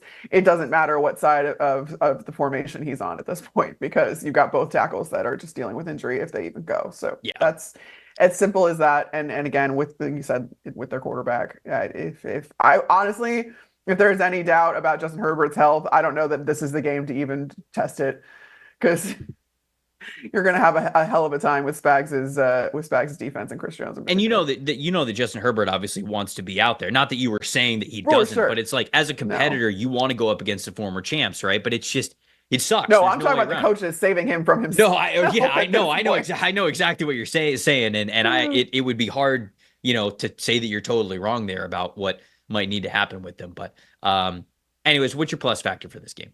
It's the Chiefs' run defense because, okay, if you can't get things done through the air, is Justin Herbert and this Chargers offense just going to go to the ground where they've seen so much success? That does come into play with all of the offensive line injuries. Are you going to be able to run the ball as effectively as you have in the first couple of weeks of the season? But this is a run-first offense. That is who Jim Harbaugh is. So between Gus Edwards, J.K. Dobbins, and also the Chiefs' defense, if there is an average part of the Chiefs' defense, it is their run defense.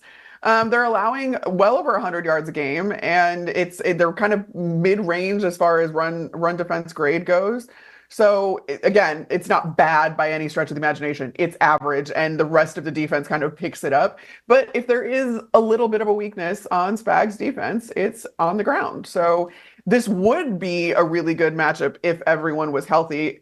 Can the Chargers still exploit it with all of the injuries? That's kind of where I'm leading, and if the Chiefs can still be effective. Yeah, my plus factor here is I'm just giving a nod to Rashee Rice and the season that he has had here for this team. We wondered who was going to be the focal point of the passing attack, and with Travis Kelce not playing as well as he has in the past, Rashee Rice has absolutely stepped up. 85.8 PFF grade that's fourth among receivers this year, 288 receiving yards, that's second, and 185 yards after the catch, that's the most in the NFL. So they're scheming him up in really big ways. They understand his strengths as a yards after catch receiver, which it was so funny. I watched him scouting for the NFL when he was coming through the NFL draft, and I watched him at SMU, and they were trying to make him like this big-bodied X contested catch sideline receiver. And I thought in my head, like, okay, well, they've got him listed at 6'3". He's like 220 pounds. He comes in at the Senior Bowl and he was like 6'1" and like 205 pounds. So it's like, okay, we're not even talking about the same receiver here. And then he goes to the combine and he tests very well athletically. And so then at that point of the scouting process, I said, okay, you basically have to completely reshape who he is as a wide receiver. And he goes to a spot in Kansas City that was willing to do that. And now we're seeing them pay the dividends. So if Rashee Rice can continue to play like this, then I think that he is going to continue to be a major factor, including up against the Chargers here this week. Browns at Raiders here. Both of these teams coming off of some crushing losses. Browns lost to the Giants. Raiders lost to the Panthers. How we bouncing back here, Carmen? Which matchup that matters here? Yeah, it's got to be Max Crosby against this Cleveland offensive line.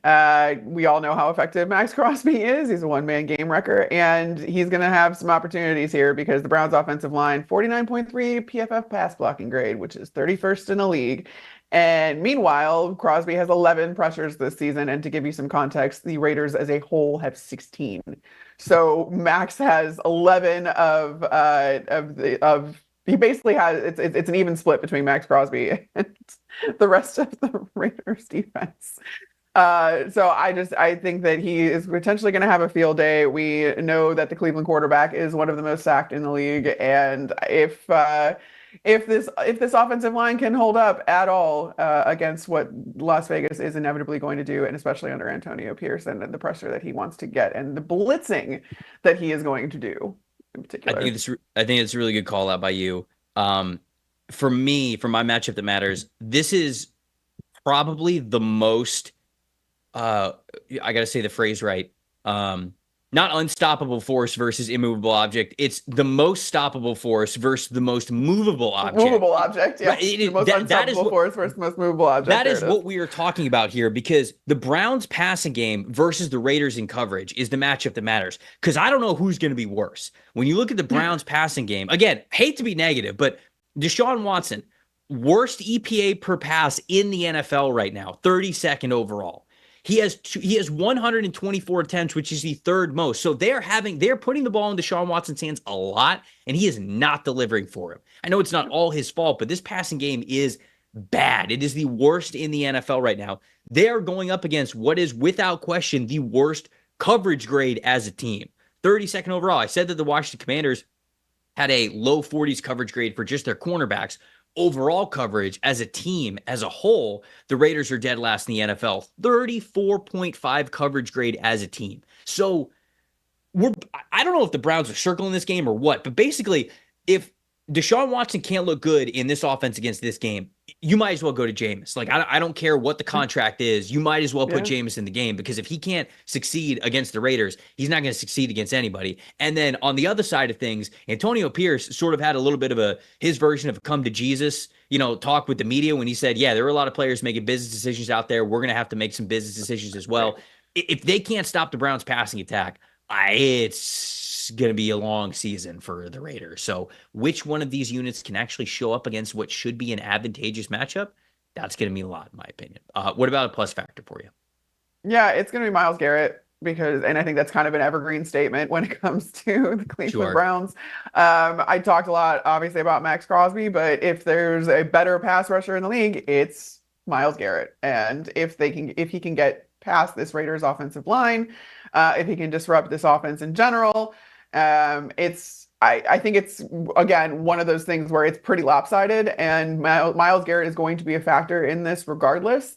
It's just how much and is he going to win out? I guess this is kind of even like a matchup that matters, but it's not a real matchup. It's like, who's going to be more impactful? Is it going to be Myles Garrett? Is it going to be Max Crosby? And I think whoever is for their respective team, that's the team that's going to win this game. Man, I just realized that my plus factor is also negative. I hate this. Who have I become? I don't like this version of who I have become here. But the plus factor in this one is whoever has the Sometimes better it's hard, Trev. Sometimes it's hard. These two teams are making football pretty hard. Because Yeah, the plus factor is basically whoever has a better run game right now. fair. Raiders run game, 40.5 rushing grade as a team, 32nd in the NFL. Negative 0.528 EPA per rush, 32nd in the NFL. And then on the Brown side of things, 68.1 rush grade, 23rd in the NFL. Negative 0.114 EPA per rush, 25th in the NFL. So Raiders are dead last in both those categories, but it's not like the Browns are that good either. much better. So whoever can sort of, whichever team can actually control this game on the ground, given how bad certainly the passing game has been for the Browns, if they can run the ball against the Raiders, they might actually, have a chance in this game. So it's not great all around. Tyler Sobchak, who is our main producer, he's, I know, not really loving this one here. I'm sorry, Tyler, but really rooting for you and your Browns, brother. But I don't see a lot of positives in this game. It will be interesting to see who wins it, though, because it's going to be hard to look at whoever loses this game and see positives throughout the rest of the season. So it'll be interesting to kind of recap this game. And then when you and I have this conversation about one of these teams a week from now, what the outlook is for them. Let's get to the primetime games here. Bills at Ravens for Sunday Night Football. Ravens coming off of a big win in Dallas, or as Scott Hansen won't stop calling it, Big D. And then we have the Bills 3-0 team with a fantastic player at quarterback, playing very, very well. Yeah. What's the matchup that matters here, Carmen?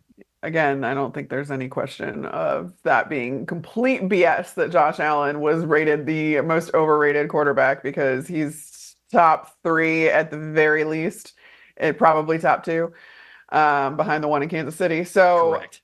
It's Josh Allen in particular is my matchup that matters, but in the red zone or against the Baltimore red zone defense, because I want to, bring this down into a little bit more of a specific matchup here. Josh Allen in the red zone, 8 of 13, 77 yards, 5 touchdowns, no interceptions. Stud. Just absolute stud when it matters. And the Ravens have generated a 53.3% pressure rate on third down this season, third highest in the NFL. Again, those obvious passing situations. They're just I'm worried about it. Their red zone defense, 60%, which is tied for 21st in the NFL. Between the red zone, third down, which is where Josh Allen is so good. I'm worried about this Baltimore defense, quite frankly, because Josh Allen has just proven that he can do all the things when it counts. I mean, you're right. He's my plus factor in this one, and so it'll just be easy to sort of echo you here. You talked about the numbers that he's had. 85 PFF grade, 5th in the NFL, 6 big time throws, 2nd on throws of 10 yards or more, 12 out of 22. 236 passing yards, 4 touchdowns, no interceptions. I mean, he's so good. He is so good. I talked with Seth Gillian about this when we were doing the QB showcase in the middle of the week. And Seth said this, and I agree with him. Like, there's nobody playing the quarterback position better right now. There is not. Nobody is playing the quarterback position better than he is right now. And Josh Allen in his current state is he changes the math type of player. And football, we had this conversation again. If you guys haven't seen it, go check it out. It's one of the episodes on this channel from earlier this week. Football is a game of math, right? How I can get 3 receivers matched up against 2 defensive backs. How I can get, 6 blockers while you only have 5 guys in the box. Like, it's a game of getting advantages through math. And Josh Allen is somebody where he breaks the math of defensive coordinators go, what else do you want me to do? I put my guys in an advantageous situation, and he just alien throws the ball exactly where it needs to go across his body, going the wrong way, pressured outside of the pocket. And that's just the sort of player that he is. So Josh Allen has to be the plus factor in this one because it's a big game and it's on the road and he's playing at a really high level. My matchup that matters, though, is the Ravens offensive line against the Bills defensive line. Can the Ravens be true to their identity? They were able to do so versus the Cowboys, but as we know, Cowboys have the worst run defense in the NFL. Can you do that against the Buffalo Bills? Because the Ravens offensive line, including a good game against the Cowboys, Tyler Linderbaum, 83.5 overall blocking grade. Ronnie Stanley, 74.0 overall blocking grade. Okay, good. And then we start to drop off. Patrick McCarry, their right tackle, 68.8. Daniel Falele, their right guard, 62.6. Andrew Voorhees, their left guard, 52.6. The Ravens have allowed 24 pressures in pass pro this season. That's the 11th best in the NFL. And when it comes to pass blocking grade, it's a 72.5. So in that category, pass blocking, they're all right. Run blocking, can they be the unit they need to be against the Buffalo Bills? Because the Bills, as a pass rush group, 79.1, that's fifth in the NFL. So we know that's going to be a tough matchup there with those two teams going at it in pass rush. But I think I'm more concerned with just run blocking. And can they be the road graders against the Bills that even they were a little bit against the Cowboys when we know the Cowboys weren't a good run defense team? So what about you? What is your plus factor for this one? My plus factor is on the opposite side because we know how good this Bills rushing offense is. You're going to need Kyle Hamilton to be everything that he's been so far this season. And what's really interesting about how the Ravens are using Kyle Hamilton this year, he's been spending a majority of his time down in the box, even lined up as a linebacker at certain times. He kind of plays now this safety linebacker hybrid. He's and awesome. It's really fun because he's a really fun player. But you're going to need him against this Bills rushing offense, which has just been phenomenal with James Cook and even Ray Davis, who is forcing missed tackles all over the place. It's a two-headed monster that we're not giving enough credence to, I don't think, because James Cook is kind of getting a lot of the shine. And on top of that, you've got Josh Allen doing crazy Josh Allen things, but this is a very well-rounded offense. And James Cook in particular is reflective of that, given the fact that he is a receiving threat and he is a threat on the ground. You are going to need a hybrid type player to deal with guys like that. That is why I think this falls a lot on Kyle Hamilton's shoulders and the really interesting and fun things that the Ravens are doing with him as far as where his alignments are and just his skill set in general. We know that he likes to hit people, but he's also very rangy. So It's kind of, he's just one of these guys that is just a phenomenal defensive player. And that defense now, I think, is built around him. And then obviously Nnamdi Madubuike in the up front, in the middle. But Kyle Hamilton is going to be used against this Bills run offense, and he's going to be needed. 1000%. I Kyle Hamilton is just such an awesome chess piece to watch in this league every single week. And so, when you have the bigger matchups, it feels like the microscope or the spotlight, I should say, is probably a better way to say, is on him more because of every way that he can impact the game. One of the Monday Night Football games we have, another Monday Night Football doubleheader. Not sure if you love that out there, but guess what? The NFL doesn't care what you think. It is Titans at Dolphins here. Will Levis versus whoever is going to play quarterback for the Miami Dolphins at this point. Feels like it could be one of three options between Skylar Thompson, Tim Boyle, and Tyler Huntley. What's your matchup that matters here for this first Monday Night Football game? Yeah, I mean, it's actually kind of, it's on the other side because Will Levis has not been kept clean. He's under pressure all the time. Mm-hmm. It looks very chaotic in Tennessee. So it's the Tennessee O-line versus this Miami pass rush, which is like, if you're talking about good things about the Dolphins right now, it's partially on their defense. The offensive line has allowed 45 pressures of Will Levis, which is tied for the second most. And a 53.3 PFF pass blocking grade as an OL unit, and that ranks fifth worst.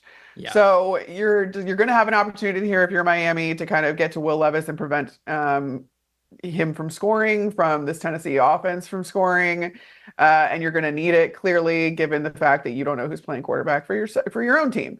That has to me. I think that has a domino effect enough that's my matchup that has to matter here. Yeah, I will. I'll flip to the other side of things. Dolphins' interior offensive linemen, specifically the guards and centers, versus the Titans' interior defensive line, led obviously by Jeffrey Simmons. When you look at the interior offensive linemen for the Dolphins, 59.1 pass blocking grade, that's 21st in the NFL. Pressures allowed 11. That's the 9th most in the NFL. So, I think that could be the reason why that's a matchup that matters, not just because the numbers aren't great, but specifically, they say that the closest or the fastest way to get from point A to point B is in a straight line, right? And when you are an interior defensive lineman, you have the shortest path to the ball. You have the shortest path to the quarterback. And if the interior offensive line for the Dolphins does not hold up better than we have seen over the last couple of weeks, that's going to spell danger for it doesn't matter who's playing quarterback, right? It would be the same, I guess, if Tua was out there, but Tua at least has more experience of how to get rid of the ball and how to get out of his hands fast. if a guy like Jeffrey Simmons is having his way with the interior offensive line of the Dolphins, then pressure is just going to be coming too quickly. Are you able to operate the quick game the way that you need to? And that sort of ushers in my plus factor in this one. Tyreek Hill is the plus factor for me here, because even though his stats have been fine, it's obviously not, record-breaking stats like we've seen Tyreek Hill operate at levels at before.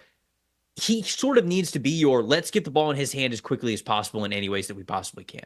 Because you already got Teron Armstead, he's been banged up. Austin Jackson at the right tackle spot also has not had a good last couple of games. So even if you want to just broaden the picture to the overall offensive line of the Miami Dolphins, you got to play a lot of quick game in this one.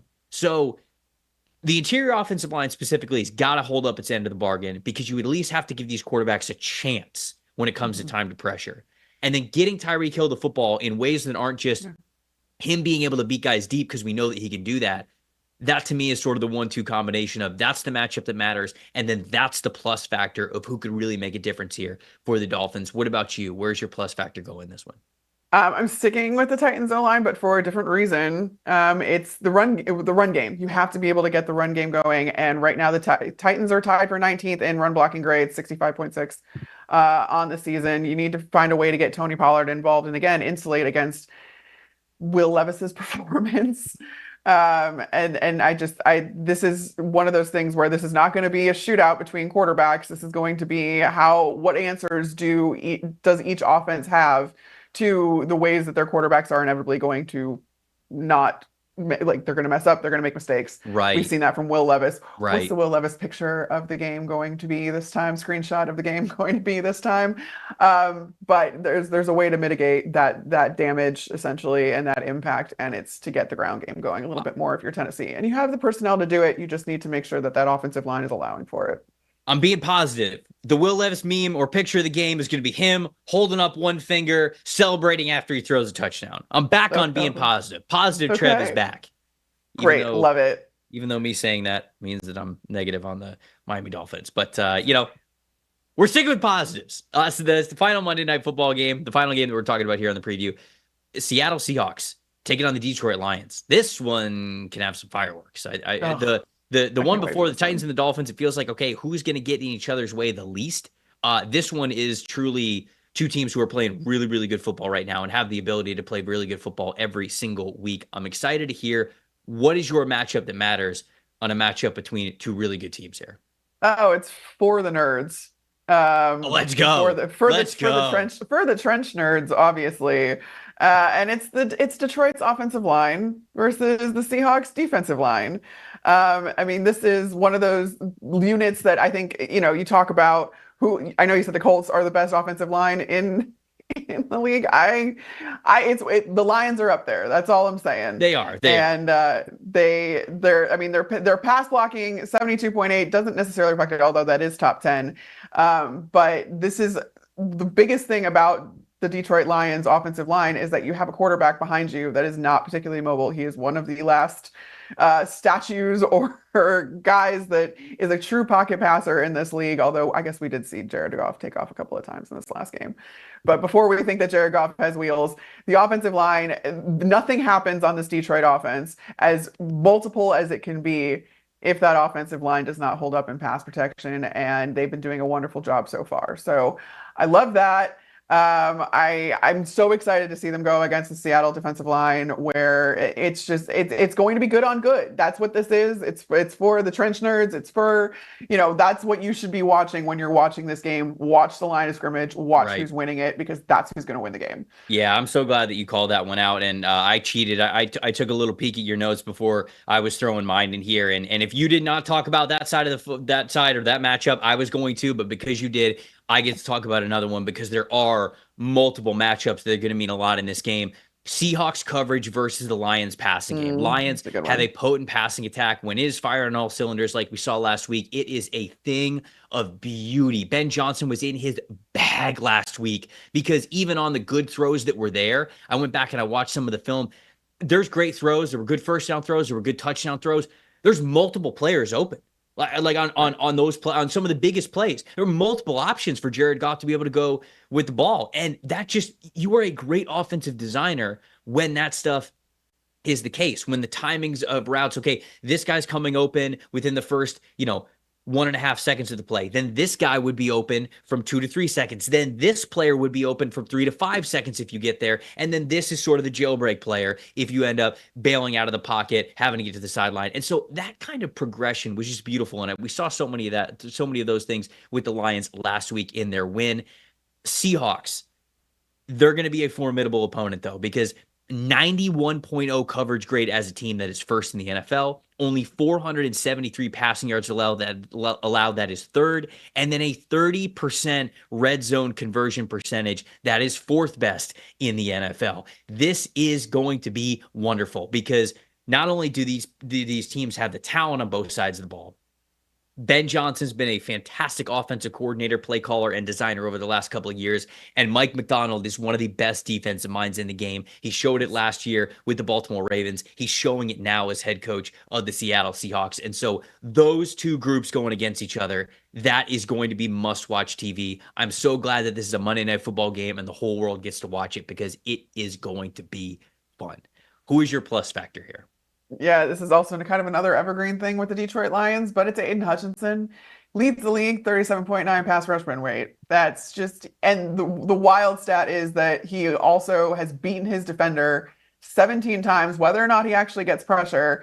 That is 5 more than anybody else in the league as well. I love that stat that PFF has, actually, just because it really does show how much these guys are winning, regardless of if the production is there necessarily. Aiden Hutchinson is an absolute nightmare, and he is benefiting so heavily from having not only Lee McNeil now on the interior, but DJ Reader. And we've seen that the last couple of games after DJ Reader finally made his Detroit Lions debut. You see how much he's missed in Cincinnati. It's making a huge difference. I think a lot of people thought the answer was getting another guy on the other side of the line from Aiden Hutchinson playing opposite him. What really has ended up happening is, again, the Lions invested in the trenches, in the interior of the trenches. They invested in that defensive tackle rotation, and these guys are eating up space. They are creating pressure on their own as well, and it is opening up Aiden Hutchinson, despite the fact that every team knows to look out for him. And he is just playing at the top of his game. He keeps getting better every single season. I mean, I have been lucky enough to cover him since he came into the league, and he's a joy to watch. He's so incredibly powerful. His spin moves, the way that he can use his hands, he knows his leverage. He's got a tremendous bend too on that outside. He's so much fun to watch, and he is an absolute game wrecker when it comes to the Detroit Lions defense. Yeah, I mean, in the last couple of years, it's been, Max Crosby, Nick Bosa, TJ Watt, Micah Parsons, Myles Garrett, right? It's like those 5 edge rushers. Hutch is in that group now, right? Like throw Hutch's name in there. It took a while for Max Crosby to get his love, to get into that group with those big 4 and now create a big 5. It's a big 6 in my opinion. There's 6 phenomenal game-breaking edge rushers in the NFL. Aiden Hutchinson is showing this year that he is one of them. So it's a great call out by you, no doubt about it. My plus factor, I'll go with DK Metcalf. Metcalf's playing unbelievable. 155 receiving yards versus single coverage is 4th best in the NFL. He's got 4 catches of 15 yards or more. He's going to be going up against a cornerback room with the Lions that's up and down, struggling a little bit. So this could be, again, a right matchup, depending on if the Seahawks coverage unit maybe struggles a little bit with a really great group with Detroit. The Seahawks got a guy in DK Metcalf and obviously Jackson Smith-Njigba as well, and how well that Geno Smith is playing to be able to keep up on the scoreboard. So again, for many reasons, I'm glad that this is a Monday Night Football matchup and that the whole world gets to watch Seahawks versus Lions. Appreciate you guys watching this show here on the PFF NFL podcast, PFF NFL show.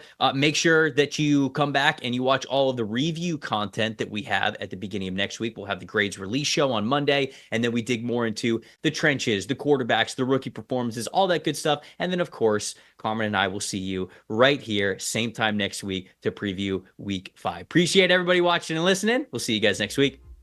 Bye, guys.